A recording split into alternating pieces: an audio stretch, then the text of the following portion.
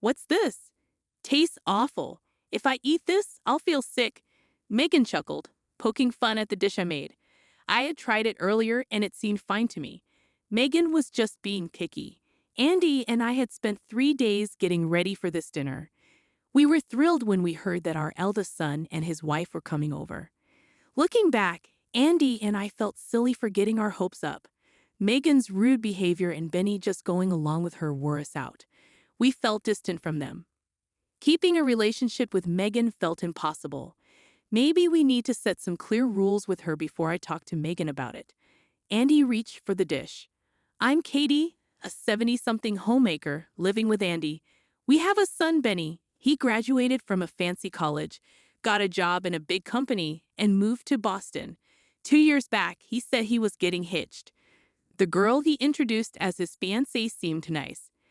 Benny said after the wedding, they'd move closer to us and wanted to bond, especially Megan. We were cool with it, but wondered about Megan. Benny assured us she was thrilled and wanted to get close to us. So we were on board with their plan. Around 2 months after tying the knot, Benny and Megan stuck to their word and relocated close to us. We were looking forward to bonding with Benny and getting to know Megan better, but reality hit us hard. Benny switched from his main office to a branch in our town, thinking it'd work out fine, but life wasn't as easy. The issue was Megan's spending habits.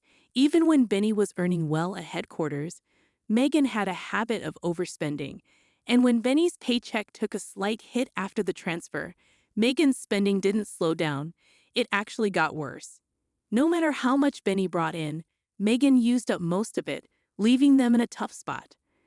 Ben was never one to fuss over his looks and lived a simple life. Benny was always hustling to earn more and rarely had time to visit us. Megan wasn't around much either, making their move nearby seem pointless. Even though they were close by, we hardly ever saw them. Benny was always caught up in work, and we were hesitant to directly reach out to Megan. It felt heartbreaking knowing Benny was going through a tough time. Despite his struggles, we tried to help by sending them $1,000 every month. We wished we could give more, but with Andy retired and us living on a pension, it was all we could manage. Every time we sent money, Benny would express his gratitude, but his voice sounded weary, which pained us deeply. We wanted to support him as his parents, so we decided to help in any small way we could. On our days off, we'd spend time with him, take him shopping, and treat him to a meal. When Benny and Megan were away, we cleaned their house for them. We knew these gestures couldn't solve all of Benny's problems, but doing something felt better than doing nothing.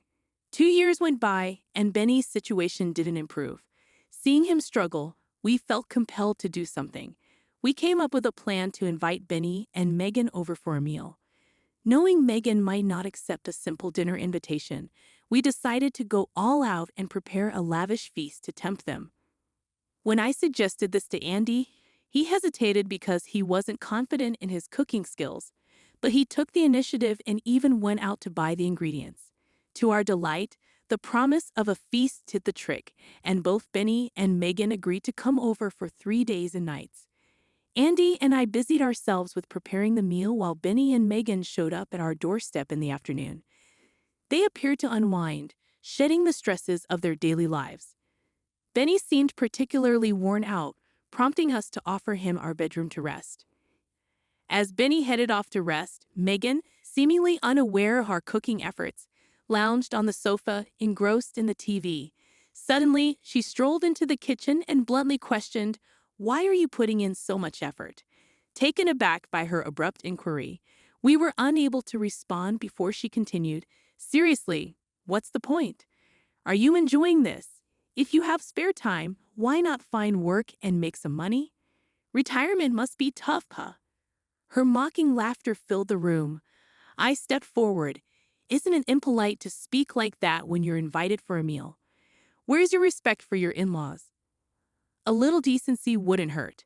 Megan's face flushed red. "Are you trying to pick a fight with me? Do you think your words don't sting?"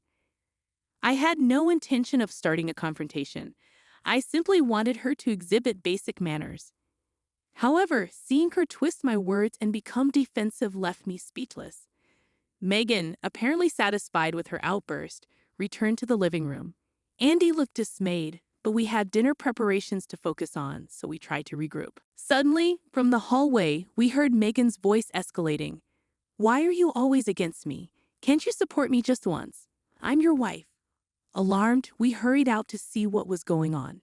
Megan stood by the bedroom door, and Benny, who should have been resting, was there too. "Why won't you stand by me? Why are you siding with your parents?" Megan shouted, clutching Benny's shirt. Sensing the situation spiraling out of control, we intervened. "Let's calm down. What's happening here?" Andy held Megan back while I approached Benny to understand what was going on. Weary, Benny recounted what had occurred. He had been trying to get some rest in the bedroom after a long day at work, but was startled awake by a slamming door. Upon investigating, he found Megan in a state of fury. She vented about feeling harassed and labeled me as the problem. Benny was bewildered and overwhelmed. In her heightened emotions, Megan misinterpreted Benny's silence as taking our side, and she began questioning his loyalty as her husband. Benny, still groggy from sleep, struggled to comprehend the situation and felt powerless. Megan's anger only escalated upon seeing Benny's confusion, leaving him caught in the middle and visibly drained.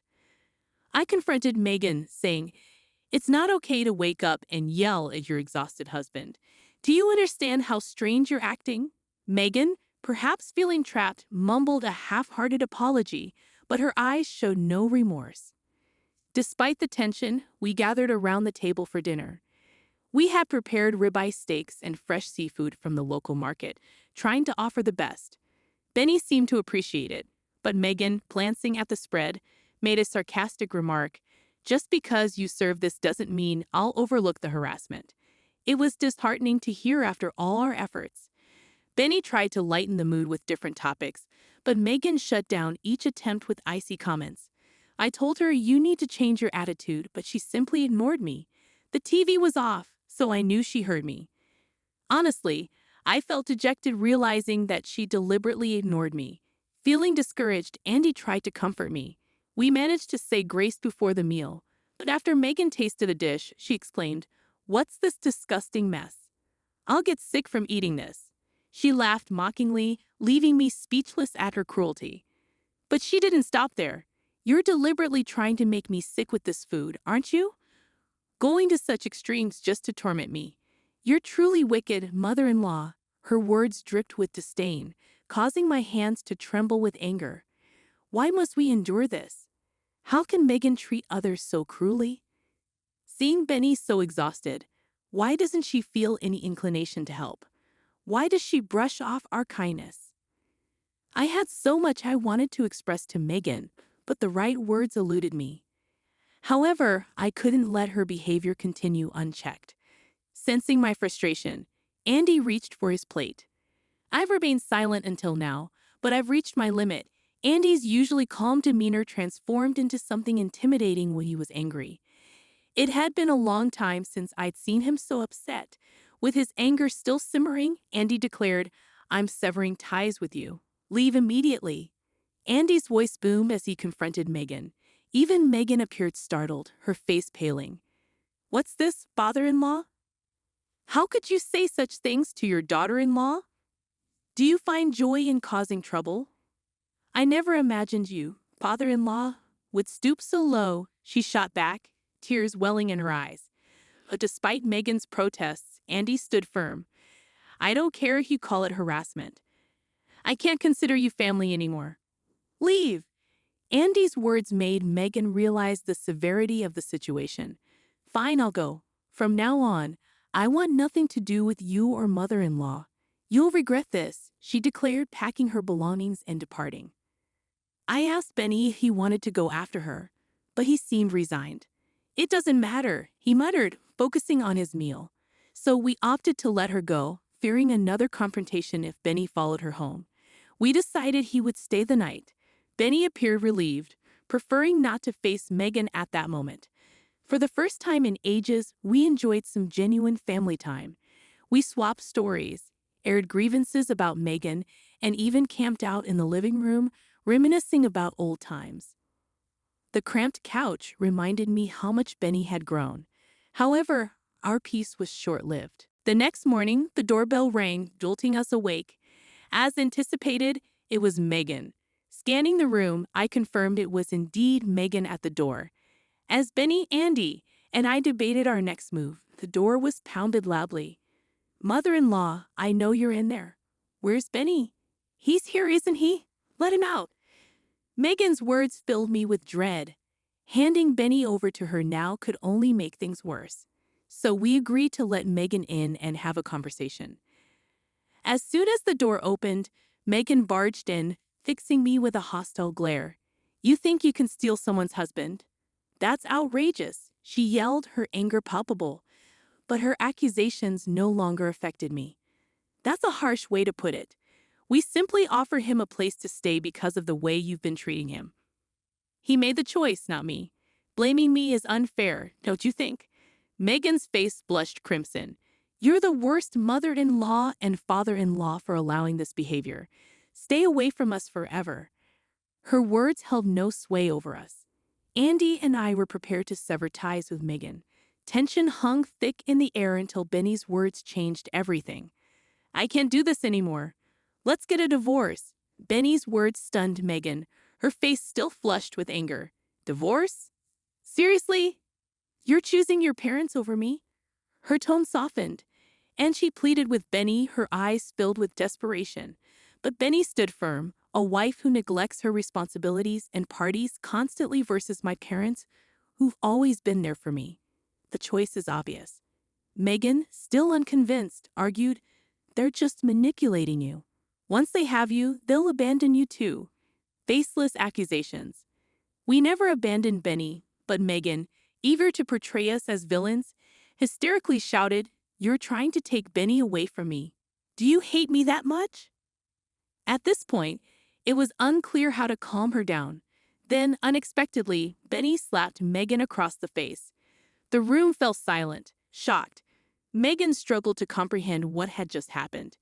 "You've not only been a burden to me, but also to my parents. Aren't you ashamed? I hoped you'd come to your senses, but I was wrong. Please don't say such things. I love you, please reconsider. My decision is final. From now on, we're strangers. Don't ever call yourself my wife again." Megan looked defeated. No one reached out to her. Eventually, she left, realizing there was no point in arguing. In the following days, Benny stayed with us as he initiated the divorce proceedings, which were recently finalized. Megan was hesitant to sign the papers, so they had to involve lawyers. Fortunately, Benny had evidence of Megan's extravagant spending habits, which helped him secure the divorce. He also sought compensation in court. Due to his deteriorating health from stress and overwork, Benny was unfortunately diagnosed with a lifestyle-related illness. Megan's parents eventually paid the settlement, leaving Benny indebted to them. Megan now works tirelessly day and night to repay them.